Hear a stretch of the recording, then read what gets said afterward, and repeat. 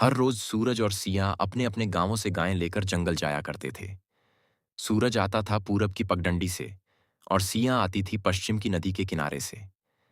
धीरे धीरे वो मुलाकातें आदत बन गईं और आदत से बढ़कर एक सच्चा प्यार। सिया मुस्कुराकर कहती, गायें चराना तो बस बहाना है, असली सुख तो तुम्हारे साथ इन पलों में है।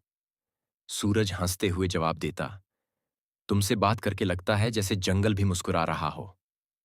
उनकी बातें पेड़ों की छांव में फूल की तरह महकने लगीं। पर किस्मत को शायद ये मंजूर नहीं था। जहां प्रेम पनप रहा था, वहीं अतीत की दुश्मनी आंखें लाल की खड़ी थीं। सिया के पिता सूरज को मौत के काबिल समझते थे। जब शादी की बात चली तो घर में तूफान आ गया। पिता ने कहा, वो लड़का अगर जिंदा रहेगा तो मेरी बेटी कभी मेरी नहीं रहेगी। और एक दिन जंगल के उसी कोने में जहां कभी प्यार पला था, वहीं चली एक गोली।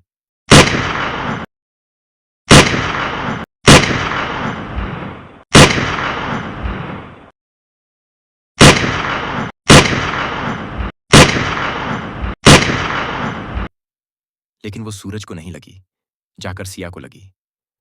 सूरज चीख उठा, नहीं, नहीं, ये नहीं हो सकता।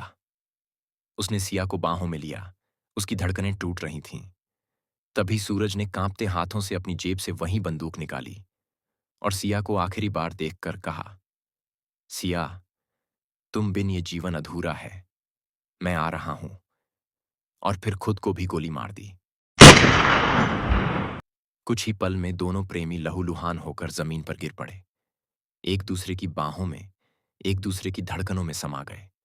जब शोर सुनकर सिया के माता पिता, गांव वाले और सूरज के घर वाले वहां पहुंचे तो वो बस पत्थर बने खड़े रह गए।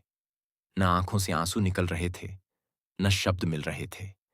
जंगल में उस दिन सिर्फ खामोशी थी और दो प्रेमियों की लाशों से उठता वो सन्नाटा, जो सदियों तक प्रेम और दर्द की दास्तां कहता रहेगा।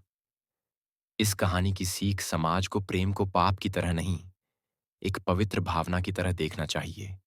गुस्से और बंदूकों से नहीं, बातचीत और समझदारी से समस्याओं का समाधान होता है।